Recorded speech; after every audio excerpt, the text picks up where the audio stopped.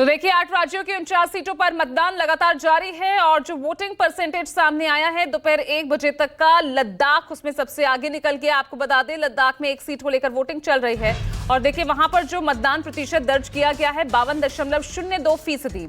वहीं पश्चिम बंगाल में रफ्तार आज भी अच्छी खासी रही है, 48.41% वोटिंग परसेंटेज दोपहर 1 बजे तक का पश्चिम बंगाल में। महाराष्ट्र में ट्रेंड आज भी वहीं देखने को मिला, वोटिंग परसेंटेज यहां पर भी सबसे कम रहा, 27.78%। उत्तर प्रदेश में यही आंकड़ा 39.55% रहा, झारखंड में 41.89% और बिहार में 34.62% वोटिंग हुई है। तो लद्दाख इस वक्त सबसे आगे, दोपहर 1 बजे तक का आंकड़ा 50% से ज्यादा मतदान दर्ज किया गया है।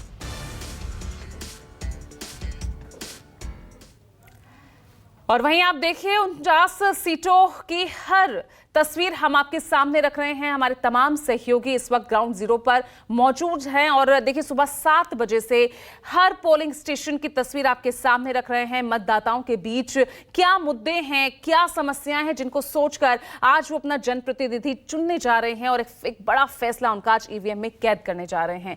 वहीं आप देखिए किस तरह से जो तमाम नेता आज वोटकास्ट करने के लिए पहुंचे, उनसे भी बातचीत की है। मेरे तमाम सहयोगी आप देख रहे हैं, अशोक तिवारी, राजीव रंजन, लखनऊ से लगातार हमारे साथ मानस भी बने रहे, ऋषिकेश हैं, आसिफ सुहाफ, झांसी से प्रशांत देव, बांद्रा से राहुल पांडे, तमाम जो सहयोगी हैं हर तस्वीर आपके सामने रख रहे हैं हर पोलिंग बूथ की।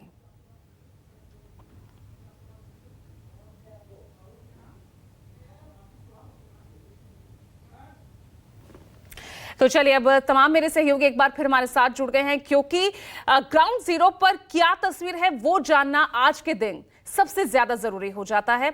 और वरुण सिन्हा को आप देख रहे हैं, अमेठी से हमारे साथ जुड़ गए हैं, आसिफ सुहाफ आपको बारामूला से नजर आ रहे हैं, प्रशांत देव झांसी से बने हुए हैं। सबसे पहले अमेठी चलते हैं। वरुण, आपके साथ कई लोग मौजूद हैं, सीधा बात कीजिए, जानिए आज क्या मुद्दे उनके जहन में है जिनको लेकर आज अपने जनप्रतिनिधि को चुनने के लिए बटन दबाने वाले हैं। ठीक है भैया। देखिए जैसे जैसे समय गुजर रहा है वैसे वैसे अब लोगों की भीड़ बढ़नी शुरू हो जाएगी। दोपहर का समय था तो लोगों ने थोड़ा सा हिचकिचाहट दिखाई और बूथ पर जो है वो आते नजर नहीं आए, लेकिन अब निश्चित तौर पे तमाम लोग अब धीरे धीरे यहाँ पर पहुंचते हुए नजर आ रहे हैं। कुछ लोग मेरे साथ हैं। अगर मैं आपसे पूछूं कि इस बार क्या क्या मुद्दे हैं, क्या क्या दिक्कतें हैं, क्या क्या स्थिति है, या सब कुछ सही चल रहा है? देखिए अभी तक तो सब कुछ सही चल रहा है। मेरा वोट जो गया है वो देश की ओर गया है। पहला वोट जो मैंने अभी डाला आज सुबह सुबह ये हम नहीं पूछेंगे। नहीं बिल्कुल मत पूछिएगा। मेरा वोट देश की ओर है, बस इतना कहना चाहूंगा। मैं सारे मुद्दों को हटा के मैंने जो वोट दिया है मैंने विकास को देखते हुए किया है। और कितना विकास अमेठी के अंदर हुआ? बिल्कुल हुआ है। बाईपास देख लीजिए, अगर छोटी गाड़ी आप लेके जाए तो छोटी गाड़ियां डूब जाती थी। अगर बरसात में कोई छोटी गाड़ी या अल्टो गाड़ी चली जाए तो इतना बड़ा गड्ढा रहता तो उसमें गाड़ी डूब जाती थी। विकास तो आप देख सकते हैं। क्रॉसिंग देख लीजिए, क्रॉसिंग पे 2-2 घंटे, अगर कोई एम्बुलेंस फंस जाए तो 2 घंटे उसको फंसना ही था, तब वो निकलती थी। तब तक पेशेंट को कुछ भी हो सकता था। तो विकास तो हुआ है अमेठी में। अच्छा, एक तस्वीर में दिखाऊंगा पोलिंग बूथ की, आप देखिए अभी आपको सन्नाटा पसरा हुआ नजर आ रहा होगा, लेकिन अभी धीरे धीरे यहाँ पर तस्वीर बदलती नजर आई है। अगर मैं आपसे पूछूं कि यहाँ की जो स्थिति है अमेठी के अंदर, क्या परिस्थितियां हैं, कितना विकास, और क्योंकि इस बार चेहरा बदला है, के शर्मा सामने है स्मृति ईरानी के, आपको लगता है अगर राहुल गांधी होते तो शायद परिस्थितियां दूसरी होती या मानते हैं? हमें भी दूसरी होती, बट अभी तो कुछ फर्क नहीं लग रहा है हमको। अभी कोई फर्क नहीं लग रहा। अच्छा, क्या लग रहा है स्थिति? तो हुआ ही है, विकास हुआ है जी हाँ। क्या स्थिति रही अमेठी के अंदर पिछले 5 सालों में? राष्ट्र के नाम पे वोट दिया गया, विकास इतना हुआ 5 सालों में जो आज 50 सालों में नहीं, उसको 5 सालों में जो है हमारे सांसद ने करके दिखा दिया। अगर मैं आपसे पूछूं, रोजगार मुद्दा है? नहीं ज्यादा। महंगाई मुद्दा है? समय के साथ तो वैसे देख ही रहे हैं, इसमें क्या क्या मुद्दा क्या है? अरे समय के साथ सब चीज बदलता है। हाँ। कभी ज्यादा कभी कम। अभी कोई खेत लिया है, आप देख रहे हैं 50 के लिया है मान लीजिए, 10 साल बाद वो बेचेगा, 50 थोड़ी बेचेगा। हाँ। तो इसमें कोई महंगाई वाली कोई बड़ी बात नहीं। अच्छा, क्या स्थिति है अगर मैं अमेठी की बात करूँ? निश्चित रूप से बेरोजगारी, महंगाई, भ्रष्टाचार है। हाँ। हम विकास के मुद्दे जो कहना चाहते हैं, हाँ। मैं कहना चाहता हूँ कि सांसद जी, मंत्री जी है, 5 विभाग के मंत्री मौके पर रहे, मानव संसाधन है, उसके बाद सूचना प्रसारण थी, अल्पसंख्यक थी, उद्योग, लघु, तमाम विभाग मंत्रालय था, पार्लियामेंट। अमेठी पार्लियामेंट कौन सा ऐसा जगह जो किया गया, लोग कहते हैं बाईपास ओवर पहले से पेंडिंग है, राहुल गांधी जमाने से था, यह 8% कटौती तो चकबंदी विभाग से करके सड़क बनी हुई थी, बाईपास जो है पेंडिंग थे, ओवरब्रिज सरकार चली गई। 2014 से लेकर 2024 की 10 साल उनको टाइम मिला जो है, सरकार कोई भी बनाएगी, लेकिन यहाँ से ट्रिप लाइट हट के चली गई, फूड पार्क यहाँ से हट के चला गया, रिफाइनरी पेपर मिल हट के चला गया, रोजगार की दिक्कतें बढ़ गई हैं। बढ़ गई है। तमाम जो है लोकल ट्रेन नहीं चल रही है। इसके बाद तमाम गाड़ियों की स्टॉपेज जो भी रुकती नहीं गाड़ी, ये सारे मुद्दे जहन में थे, इसीलिए उसका जो है सरकार परिवर्तन करना चाहती है। क्या लोग हैं अपनी तरफ से बात करते नजर आ रहे हैं, कुछ और लोग भी हैं, उनसे पूछ लेता हूं। अगर मैं आपसे पूछूं तो आपके क्या क्या बुनियादी मुद्दे जहन में थे जब आपने आज वोट डाला? भैया 500 रुपया कमा रहे हैं, 400 वही से आज वही, जहाँ महंगाई इतनी है पूरा परिवार नहीं संभाल पाओगे भैया। करते क्या हैं आप? अरे ठेली उली लगाते हैं भैया, सब्जी के फल के ऐसे ठेली उली लगाई। महंगाई बड़ा जहन में मुद्दा था, महंगाई ज्यादा है। आपसे अगर पूछूं मैं तो क्या लगता है इस बार अमेठी के अंदर राहुल गांधी, लोग कह रहे हैं चुनाव लड़ते तो अलग स्थिति होती, के एल शर्मा चुनाव लड़ रहे हैं तो कह रहे हैं कि उन्हीं की छाया है, उन्हीं की स्थिति है, उन्हीं के लोग हैं, तो ऐसी परिस्थिति में क्या मुकाबला टफ माना जाए या दिमाग में कुछ और है? लड़ाई कांटे की है, जी लड़ाई काटे की है, कुछ भी हो सकता है। हाँ हो कुछ भी हो सकता है। लड़ाई काटे की है, कुछ भी हो सकता है, कौन जीतेगा कौन हारेगा कुछ पता नहीं। कुछ पता नहीं इसमें। 2019 का चुनाव याद है, उस समय क्या स्थिति थी? आपको लगता है शायद उस समय फैसला हो रखा था, लोगों के जहन में चीजें थी, या फिर आपको लगता है इस बार का टफ चुनाव है? इस बार का टफ चुनाव है, इसमें कोई कहा नहीं जा सकता, कोई भी जीत सकता है। तो परिस्थितियां हैं, अपने हिसाब से वोटर हैं, बात करते हुए नजर भी आते हैं, समझाते नजर भी आते हैं, और ये भी बताते नजर आते हैं कि हम खुलकर नहीं बोलेंगे, आप खुद समझ जाएंगे कि आखिर क्या फैसला हमने लिया है। शायद वोटर इस बार बहुत साइलेंटली अपने वोट का इस्तेमाल करता हुआ नजर भी आ रहा है। बिल्कुल साइलेंटली इस्तेमाल इस बार वोट कर रहा है, बहुत ज्यादा वोकल नहीं है, लेकिन वोट की शक्ति को समझता है। आसिफ सुहाग के पास सीधा चलते हैं, बारामूला से हमारे साथ जुड़ रहे हैं। आसिफ, बारामूला की जनता आज कितना एक्साइटेड दिख रही है? 370 हटने के बाद यहाँ पहला चुनाव, पूर्व मुख्यमंत्री उमर अब्दुल्ला मैदान में।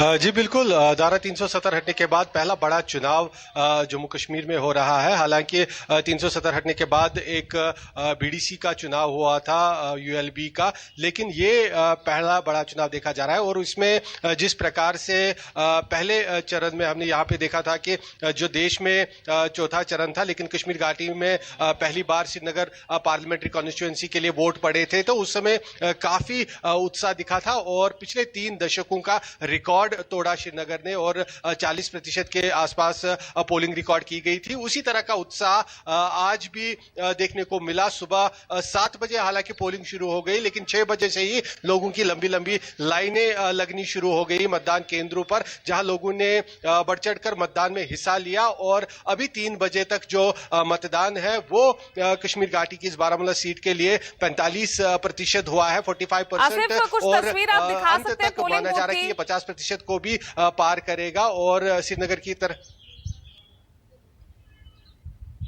देखिए धीरे धीरे यहाँ पर अब कई पोलिंग स्टेशंस पर भीड़ कम होनी शुरू हो गई है। मैं एक पोलिंग स्टेशन पर ही मौजूद हूँ, लेकिन यहाँ पर इस समय इक्का दुक्का लोग आके अपना मतदान करके तुरंत वापस जा रहे हैं। जो भीड़ थी, जो लाइनें लगी हुई थी, हालांकि कुछ मतदान केंद्रों पर अभी भी है, लेकिन जहां हम मौजूद है यहाँ पर अब भीड़ कम हो गई है। हालांकि मतदान लगातार यहाँ पर भी जारी है, लेकिन लोग आते हैं, मतदान करने के बाद तुरंत चले जाते हैं। इसी के साथ हमने यहाँ पट्टन इलाके में मौजूद हूं मैं, बारामूला के, और यहां पर ही दूसरे एक पोलिंग स्टेशन पर जहां पे मैं थोड़ी देर पहले मौजूद था, वहां पर एक मिलिटेंट जो टेररिस्ट कमांडर है उसके भाई ने भी वोट डाला। और वोट डालने के बाद हमसे बातचीत के दौरान ये कहा कि वो वोट के जरिए जो है, जो पिछला एक वायलेंस का दौर था, एक हालात खराब थे, उसको अब अलविदा करने के मूड में है। वो चाहते हैं आसिफ, आप लगातार बने रहिएगा, बहुत ही इंटरेस्टिंग इस बार का चुनाव दिख रहा है।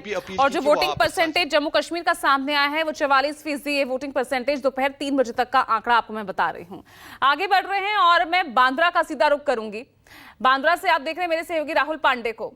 राहुल, आपके पीछे लाइनें तो बहुत लंबी लंबी दिख रही है पोलिंग बूथ पर, लेकिन समझ ये नहीं आ रहा कि ये वोटिंग परसेंटेज में तब्दील क्यों नहीं हो पा रही है। महाराष्ट्र आज भी सबसे धीमी रफ्तार वोटिंग की।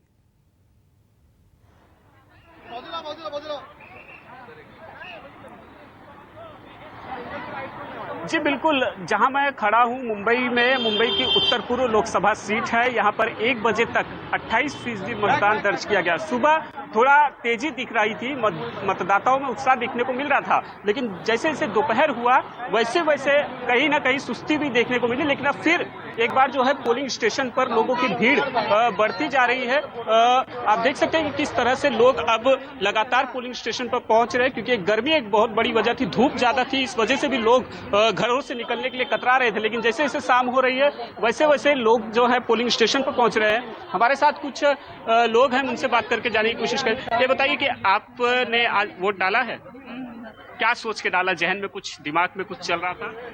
कुछ भी नहीं, डाल दिए। अच्छा, कुछ मुद्दा है आपके दिमाग में? हाँ? तो लोग जो है बात करने से भी कतरा रहे हैं।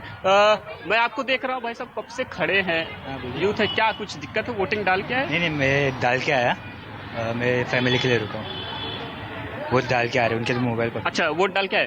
क्या सोच कर, दिमाग में क्या था और क्या सोच कर वोट डाला आपने? ऐसा कुछ स्पेसिफिक नहीं, जो कुछ मुद्दे होंगे जहन में? ऐसा कुछ स्पेसिफिक नहीं था। मेरा पहले से जिस पार्टी के साइड इंक्लाइन था उन्हीं को वोट दिया मैंने।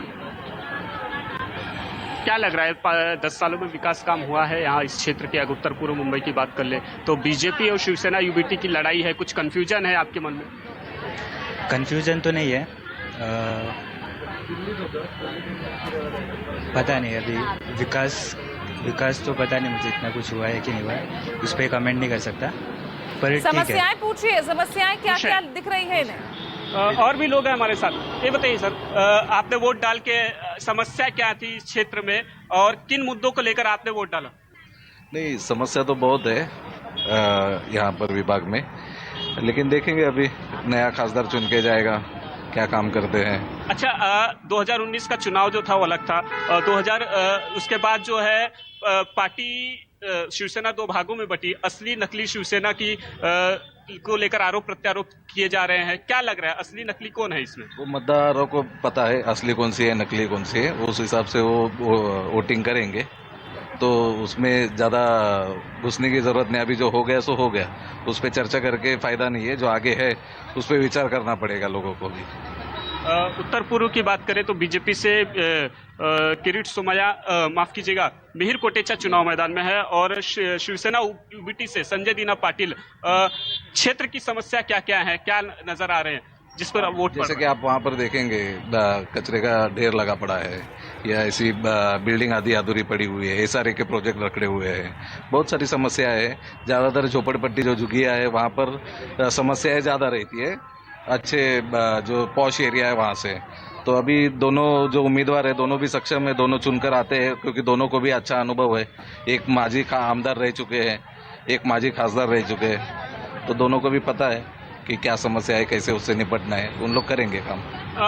आप बताइए, असली शिवसेना नकली शिवसेना की लड़ाई चल रही है, आपके नजरों से कौन असली है कौन नकली है? अभी क्या बात है, अभी कुछ भी बता नहीं सकते। वोट डाला आपने, क्या मुद्दे थे? महंगाई, बेरोजगारी, ट्रैफिक, पानी, क्या? सब कुछ है, लेकिन अभी क्या बताएगा किसी को, ऐसे ना बताने का क्या है? अभी बताएगा तो कौन सुनता है थोड़ी। सब कुछ है, लेकिन सुनना मांगता है ना, बाकी कुछ नहीं। महंगाई मुद्दा है आपके लिए? क्या महंगाई मुद्दा है, अभी क्या बताएंगे? महंगाई तो सब कुछ को हो गया ऐसा। आप बताइए कि आपने वोट डाला, क्या सोच के मुद्दा, क्या सोच के बटन दबाया?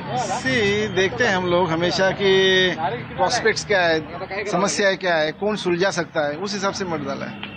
समस्या तो कोई सुलझाने वाला है नहीं, वो आधी अधूरी रहने वाली है, लेकिन फिर भी हम लोग एक क्या बोल सकते हैं। चलिए ठीक है राहुल, आप बने रहिए, मैं झांसी का भी रुख कर लेती हूँ। हमारे साथ प्रशांत देव बने हुए हैं। प्रशांत, झांसी के लिए क्या उनके लिए बड़े मुद्दे हैं इस वक्त, क्या समस्याएं हैं जिनको सोचकर यहाँ की जनता वोट करने पहुंच रही है? बात कीजिए, अगर वहां कुछ लोग आपको मिल पा रहे हो।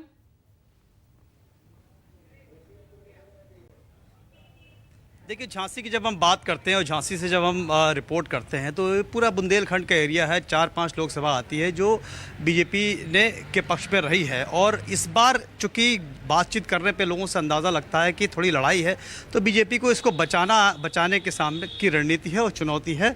और लोगों से जब बात कीजिए तो देखिए, इस पार या उस पार दो ही तरह की बात निकल के आती है। और जो असल मुद्दे हैं, कई बार ऐसा होता है कि बहुत लोग बोलने वाले होते हैं तो खुल के बोलते हैं, कई लोग चुप रहते हैं, नहीं बोल पाते हैं या फिर चुप भी रहते हैं। तो उसको बिल्कुल चुप्पी ना समझा जाए, वो चुप रहना भी एक आवाज़ होती है। तो अलग अलग जगह से अलग अलग प्रतिक्रिया मिल रही है। कुछ 2 यंग लोग आ रहे हैं वोट देने, उनसे बात करते हैं। वोट देने जा रही हैं आप?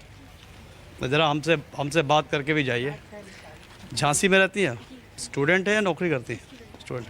तो इस बार स्टूडेंट्स का, युवाओं का किस इशू पे वोट कर रहे हैं? मुद्दा क्या है?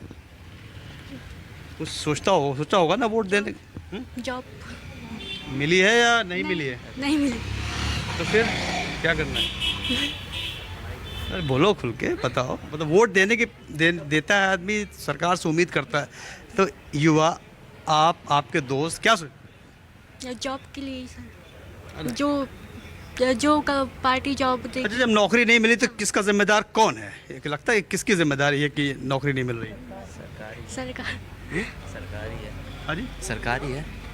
सरकार जिम्मेदार है, स्वाभाविक सी बात है। तो फिर वोट देने में क्या सोच रहे हैं कि मतलब क्या सोच? वोट किसे दें? नहीं, किसे नहीं दें, मतलब जैसे कि आपने कहा कि बेरोजगारी मुद्दा है, तो सरकार इसमें सफल नहीं हुई, तो मतदाता क्या सोच रहा है? वो क्या बताऊं फिर मैं।